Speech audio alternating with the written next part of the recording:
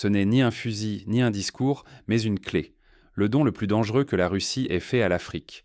En 2024, le Niger ne signe pas pour recevoir des chars flambant neufs, mais pour implanter des usines d'armement sur son propre sol. Le geste paraît technique, presque discret, pourtant il marque une rupture invisible depuis l'indépendance. Depuis plus de 60 années, la sécurité de l'Afrique francophone reposait sur une illusion de stabilité. L'ordre, la paix, la lutte contre le terrorisme, tout dépendait d'une tutelle extérieure. L'Occident contrôlait non seulement la livraison des armes, mais aussi l'accès même à la capacité de se défendre. Paris donnait le feu vert, Washington fixait les lignes à ne pas franchir. Les États africains étaient souverains, seulement sur le papier. Prenons un exemple concret. En 1970, lors de la crise tchadienne, le président Tombalbaye dut attendre des semaines avant d'obtenir quelques avions de chasse promis par l'ancienne puissance coloniale. Les pilotes, la maintenance et même l'approvisionnement en carburant étaient conditionnés à des accords signés à Paris. Le Tchad, comme tant d'autres pays, n'était libre que dans l'affichage de ses armoiries. Ce que la Russie propose, c'est une boîte à outils, pas juste des fusils. Une capacité locale de production militaire, inédite depuis des générations. Plus besoin de supplier, de négocier, ni d'attendre la permission. Il devient possible, pour la première fois, de forger et de réparer ses propres armes, d'organiser sa défense selon ses règles. Une bascule silencieuse et structurelle, là où la sécurité restait verrouillée à double tour. Pour mieux comprendre la portée de cette évolution, imaginons un atelier d'armement en périphérie de Niamey. Ce ne sont plus seulement des techniciens russes qui supervisent, mais des ingénieurs nigériens formés sur place. Les pièces détachées sont usinées localement, les stocks gérés indépendamment, les chaînes d'assemblage optimisées pour répondre aux besoins du terrain. Ainsi, lors d'une attaque terroriste, il ne faut plus attendre des cargaisons venues d'Europe ou d'Amérique. La riposte s'organise avec des moyens disponibles immédiatement. Ce choix du Niger n'est pas isolé. Burkina Faso, Mali, Niger. 3 pays qui, coup sur coup, ont écarté la présence militaire occidentale sans transition ni compromis. Le système postcolonial, façonné pour interdire toute autonomie stratégique réelle, voit ses fondations menacées. Historiquement, aucun État africain du Sahel n'avait eu la possibilité de bâtir une industrie de défense complète. Même durant les guerres civiles qui ont secoué le Libéria ou la Sierra Leone dans les années 90, les armes arrivaient par des filières occultes, jamais par une production locale. L'Afrique centrale et de l'Ouest étaient, pendant des décennies, reléguées au rang de consommateurs dépendants. Plus frappant encore que l'accord, c'est le silence de la France. Paris, d'habitude si prompte à condamner, ne dit rien. Pas de déclaration officielle, pas de protestation ouverte. Ce mutisme en dit long. Ce n'est plus une affaire d'idéologie, mais de structure de pouvoir qui vacille. La pression a glissé. Elle n'est plus diplomatique, mais matérielle. Pour saisir les différences, rappelons la réaction française lors du coup d'État au Mali en 2012. À l'époque, chaque prise de position était commentée, chaque tentative de dialogue scrutée. Les sanctions, les suspensions d'aide, les menaces de retrait ou d'intervention étaient monnaie courante. Aujourd'hui, face à la montée en puissance de la Russie et à l'implantation de ses usines, c'est l'absence de réaction qui fait événement. Ce moment n'est ni une révolution flamboyante, ni un simple changement d'allié. C'est une mutation profonde où la souveraineté ne se proclame pas, mais se fabrique littéralement dans les ateliers d'armement. Pour l'Afrique, c'est une promesse et un risque. La dignité retrouvée d'un contrôle militaire autonome, mais aussi la possibilité d'un nouvel équilibre où tout peut basculer. Prenons l'exemple du Ghana dans les années 60. Sous Kwame Nkrumah, des tentatives d'industrie d'armement locale avaient été esquissées, mais rapidement avortées sous pression internationale et faute de technologie. Aujourd'hui, le Niger, le Mali et le Burkina Faso disposent du soutien technique et politique d'une grande puissance qui n'exige pas de garantie démocratique ni de contrepartie visible, du moins à court terme. Mais à qui profite vraiment cette bascule stratégique ? Et quelles fissures ouvre-t-elle dans le fragile édifice du pouvoir africain ? Derrière l'apparence d'indépendance, qui détenait, en vérité, les véritables leviers du pouvoir au Sahel ? Si l'on gratte la surface, une évidence s'impose. Depuis plus de 60 années, la stabilité de la région n'était qu'une mise en scène, minutieusement orchestrée dans l'ombre. Cette stabilité reposait sur un verrouillage strict des accès, armes, économie, formation militaire, mais aussi sur le contrôle de l'idée même de souveraineté. La France, bien avant tout autre acteur, avait bâti l'ossature sécuritaire de la région. Base militaire, choix des équipements, contrats de défense, grandes orientations, tout transitait immanquablement par Paris. Les États sahéliens affichaient une souveraineté de façade. Or, en coulisses, leur politique de sécurité était sous-traitée à l'Occident, souvent dictée ou bloquée depuis l'extérieur sans que les populations aient leur mot à dire. Prenons l'accord de défense signé entre le Mali et la France en 1985. Officiellement, il s'agissait d'assurer la stabilité régionale. Mais dans les faits, chaque opération militaire majeure nécessitait l'aval de l'État français. Chaque renouvellement de matériel passait par des appels d'offres supervisés à Paris, et la formation des officiers maliens se faisait dans les écoles françaises, avec un contrôle sur la doctrine et les priorités stratégiques. Cette influence ne s'arrêtait pas aux questions militaires. L'économie, les flux d'aide, l'accès aux ressources naturelles, tout était enfermé dans un système de dépendance soigneusement entretenu. Même les débats publics sur la souveraineté étaient enfermés dans des limites tracées par les partenaires étrangers. Un exemple marquant, la gestion de l'uranium nigérien. Depuis les années 70, l'entreprise française Areva, devenue Orano, gérait l'extraction et l'exportation. Chaque renégociation de contrat donnait lieu à d'intenses pressions. Le Niger pouvait difficilement exiger une meilleure répartition des bénéfices sans risquer des représailles économiques ou diplomatiques. Face à l'explosion de la menace terroriste ou lors des coups d'État successifs, le chaos n'a jamais été réellement éradiqué. Il servait d'alibi. Chaque crise justifiait le renforcement de la présence occidentale, l'édification de nouvelles bases, la signature de contrats toujours plus contraignants. Le désordre devenait la meilleure garantie pour pérenniser la tutelle et figer le statu quo. On l'a vu en 2013 avec l'opération Serval au Mali. Présentée comme une intervention pour sauver Bamako, elle s'est transformée en installation durable de bases françaises, en multiplication des patrouilles et en signature de nouveaux accords de coopération qui limitaient encore davantage la marge de manœuvre locale. Au fond, cette stabilité n'était qu'un mirage. Les dirigeants locaux donnaient pour l'illusion de maîtriser leur destin, alors que la sécurité réelle dépendait de décisions prises ailleurs. Le système était bâti pour empêcher toute réelle émancipation, pour préserver une souveraineté fictive, une souveraineté de papier. Refuser de voir ce système, c'est croire à une indépendance proclamée sans percevoir les engrenages invisibles qui minent encore les États sahéliens. C'est ignorer la vraie source des vulnérabilités, des crises et du ressentiment qui secouent toute la région aujourd'hui. Mais cet équilibre précaire n'a pas résisté à l'arrivée d'un nouvel acteur, prêt à offrir plus qu'une cargaison d'armes. La promesse pour la première fois de briser le cercle vicieux de la dépendance. Désormais, une nouvelle donne s'installe. La Russie se présente non seulement comme un fournisseur, mais comme un partenaire prêt à bouleverser les règles du jeu. Quand fabriquer ses propres armes devient réalité, tout l'équilibre du pouvoir se fissure d'un seul coup. Jusqu'à présent, la stabilité du Sahel reposait sur une règle tacite. Le contrôle de la production et de la circulation des armes donnait la mainmise sur l'avenir des États. Depuis plus de 60 ans, Paris et Washington détenaient ce monopole. Chaque fusil, chaque blindé, chaque cartouche nécessitait un accord lointain, une permission étrangère.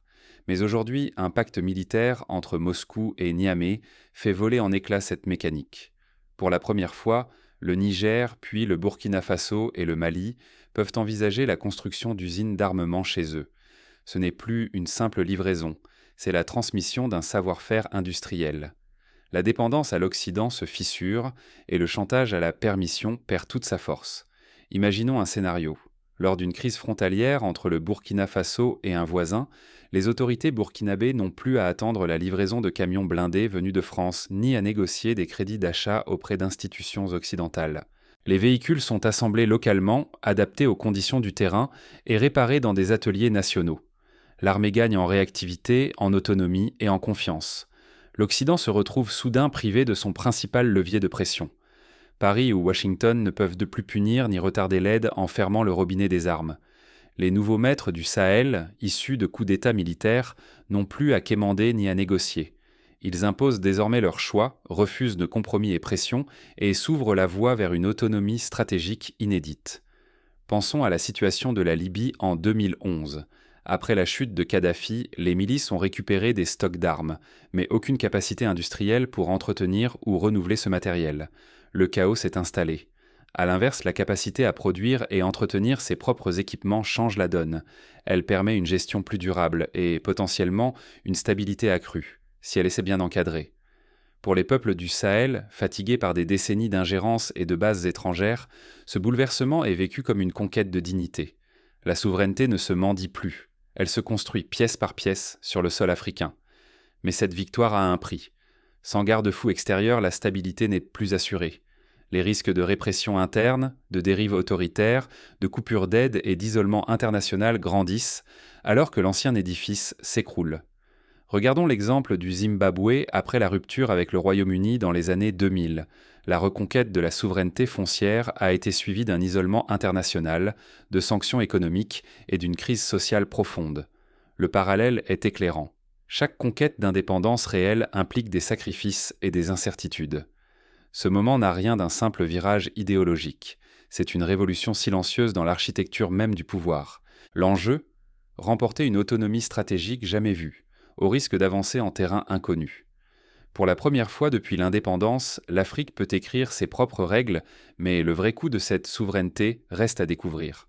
Mais ce bouleversement n'est qu'un point de départ. Très vite, de nouvelles questions s'imposent. Qui désormais contrôlera vraiment ces armes et pour quels usages ?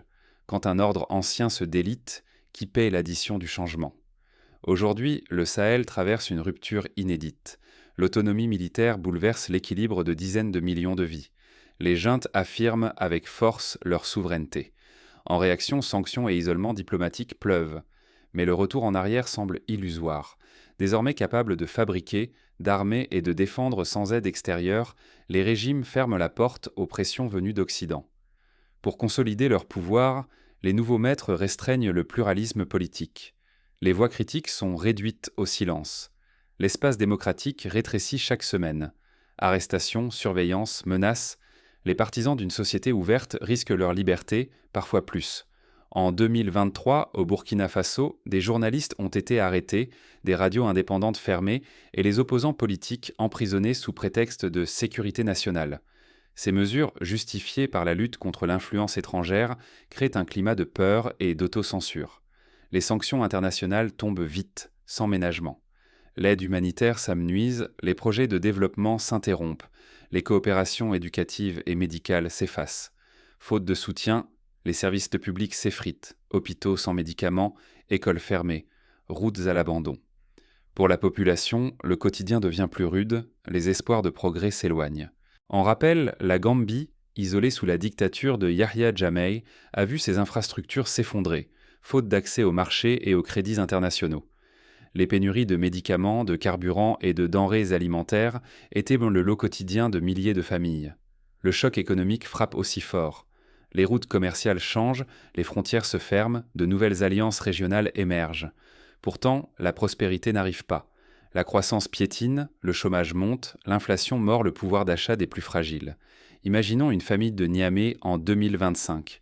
Le père, fonctionnaire, voit son salaire dévalué par l'inflation. Sa fille, étudiante, ne peut plus obtenir de bourse à l'étranger car les accords universitaires sont suspendus. La mère, commerçante, se heurte à la fermeture de marchés frontaliers et à la hausse des prix sur les produits importés. Désormais, la légitimité ne se fonde plus sur le suffrage universel, mais sur une promesse, résister aux pressions extérieures et restaurer la dignité nationale. Ce socle d'orgueil collectif unit, mais ne nourrit ni les familles ni les écoles. Le prix de la souveraineté se paie chaque jour. La population gagne en fierté, mais perd souvent en liberté, en sécurité et en perspective. L'histoire se réécrit dans la douleur, entre espoir neuf et inquiétude tenace. Mais ce nouvel équilibre reste fragile. L'intervention russe, clé de l'autonomie, n'est pas sans contrepartie ni risque. Que se passe-t-il lorsque les puissances extérieures dictent les termes du marché sécuritaire ? Un précédent historique peut éclairer la situation. Pendant la guerre froide, des pays comme l'Angola ou l'Éthiopie avaient bénéficié du soutien militaire soviétique. Mais la dépendance à l'égard d'un nouvel allié s'était souvent traduite par une perte de marge de manœuvre, l'adoption de doctrines importées et parfois la perpétuation de conflits par procuration. La souveraineté sans filet. Voici le prix réel de la clé retrouvée. Pour la première fois depuis l'indépendance, certains États africains détiennent la capacité de décider, de produire et de soutenir techniquement leur propre outil militaire. Ce nouveau pouvoir ne s'arrête pas à l'autonomie politique. Il s'incarne dans la maîtrise des flux d'armes, la formation, la maintenance et l'industrialisation du secteur de la défense. Ce basculement dévoile une vérité longtemps occultée. Le pouvoir réel ne réside pas seulement dans la présence visible d'une armée étrangère ou de ses bases. Pendant plus de 60 années, l'Occident a maintenu sa mainmise en contrôlant les chaînes logistiques, l'accès aux équipements, à la technologie et aux pièces détachées. Ce verrou vient de sauter, bouleversant un équilibre patienté pendant des générations. Pour les populations, cette transition n'est pas seulement un changement d'emblème ou de drapeau. Elle se vit dans la chair, sacrifices quotidiens, pénuries, sanctions économiques qui frappent durement, tensions diplomatiques qui isolent, accès au marché et à l'aide internationale rendus périlleux. Mais elle ouvre aussi une brèche, une promesse de dignité restaurée, la possibilité de reprendre la main sur son propre destin, d'écrire une histoire que d'autres n'écrivent plus à sa place. À quel prix ? Car la souveraineté sans filet, sans le soutien d'alliés historiques, veut aussi dire moins de garanties démocratiques. Dans ces États, la reconfiguration interne s'accompagne souvent d'un pouvoir exécutif renforcé, de libertés restreintes, d'une pression accrue sur la société civile. L'autoritarisme progresse au nom de la sécurité retrouvée, le pluralisme politique recule, parfois de façon irréversible. Pour le continent tout entier, l'exemple du Sahel pose une question brûlante. Vaut-il mieux choisir l'autonomie, quitte à affronter un isolement temporaire et une insécurité accrue, ou préserver une dépendance confortable avec ses mécanismes de soutien, mais aussi ses humiliations ? Personne ne peut décider à la place des peuples concernés. Ce qui est certain, c'est que comprendre ce basculement évite de tomber dans la caricature. Ni euphorie naïve devant une souveraineté enfin retrouvée, ni catastrophisme occidental sur un chaos annoncé. Dans chaque accélération historique, il y a des nuances, des risques, des opportunités et beaucoup d'inconnus. Ce qui se joue, ce n'est pas seulement un duel entre puissances, mais une redéfinition profonde du rôle, des ambitions et des failles de chaque nation africaine. Mais cette nouvelle donne ne se limite pas aux arènes diplomatiques ou militaires. Elle s'incarne aussi chaque jour dans la vie concrète des populations et les choix difficiles des dirigeants. Pour illustrer, imaginons une réunion de village au nord du Burkina Faso. Les anciens débattent, faut-il soutenir un régime qui promet la dignité retrouvée, mais impose le silence et la peur, ou faut-il réclamer le retour d'une aide étrangère, quitte à admettre une certaine dépendance ? Chaque choix est tragique, chaque option porte sa part de risques et de promesses. Ce qui se joue au Sahel n'est pas un simple écho lointain, mais le grondement d'un monde qui se redéfinit. Pendant plus de 60 années, la stabilité du Sahel semblait figée. Pourtant, l'essentiel se jouait dans l'ombre. La force réelle ne tenait ni au drapeau ni au discours, mais à la mainmise sur la puissance militaire, verrouillée de l'extérieur par l'Occident. Quand la Russie propose au Niger, au Mali ou au Burkina Faso de fabriquer leurs propres armes, il ne s'agit pas d'un banal contrat. C'est un basculement inédit. Pour la première fois depuis l'indépendance, des États africains peuvent façonner eux-mêmes leur outil de défense, sans attendre l'aval de Paris ou de Washington. Ce tournant n'est pas d'abord idéologique, il est fondamental. L'architecture post-coloniale reposait sur une évidence: contrôler l'accès aux armes, c'était contrôler la souveraineté. Tant que tout passait par l'Occident, la liberté restait théorique. En brisant cette dépendance, Moscou offre davantage qu'un nouveau partenaire. Elle apporte la possibilité de refuser la tutelle, de choisir ses alliances, de réinventer la sécurité. Mais ce choix a un prix, car regagner la souveraineté signifie aussi affronter de nouveaux périls. Désormais, les régimes qui possèdent leur outil militaire définissent leurs propres règles. Le risque de répression, d'isolement ou de dérapage économique s'accroît. La dignité retrouvée ne gomme pas les tensions sociales ou la violence. Un parallèle frappant peut être établi avec l'Algérie post-indépendance. Après 1962, le pays a cherché à construire une industrie militaire autonome avec l'appui de l'Union soviétique. Mais la méfiance de l'Occident, les difficultés technologiques et la tentation autoritaire ont pesé lourdement sur la société. L'expérience montre que l'autonomie stratégique n'est jamais un long fleuve tranquille. Rester observateur, c'est laisser l'histoire s'écrire sans y prendre part. Tenter de comprendre, c'est déjà agir. Cela commence par interroger. Qui détient le vrai pouvoir ? Qui tire profit du nouvel équilibre ? Et qui assumera le coût de cette transformation ? Le Sahel n'est pas un cas isolé. Ce qui s'y décide annonce l'avenir de toutes les régions où la souveraineté doit s'inventer, se débattre ou se perdre. Les choix de ce jour traceront la carte des pouvoirs pour des générations à venir. Dans ce tumulte discret, sommes-nous prêts à regarder au-delà des apparences et à mesurer l'enjeu véritable ? Pour répondre à cette question, il faut replacer le débat dans une perspective plus large. L'histoire nous rappelle que chaque conquête d'autonomie réelle, qu'il s'agisse de l'Inde en 1947 ou du Vietnam en 1975, s'est accompagnée de crises, de ruptures et de réinventions douloureuses. Mais chaque pas vers la souveraineté s'est aussi traduit à long terme par l'émergence de nouvelles identités, de nouveaux équilibres et d'une capacité accrue à peser sur la scène internationale. Le Sahel aujourd'hui se tient au carrefour de choix décisifs. Les ateliers d'armement ne sont pas qu'une question de technologie ou d'industrie. Ils incarnent la possibilité de se réapproprier son destin, de refuser les tutelles anciennes et de tracer, malgré les incertitudes, le chemin d'une souveraineté authentique.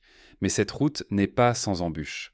Pour éviter que l'autonomie ne rime avec isolement ou autoritarisme, il importe de construire des institutions solides, de favoriser le débat public, d'impliquer la société civile dans les choix stratégiques.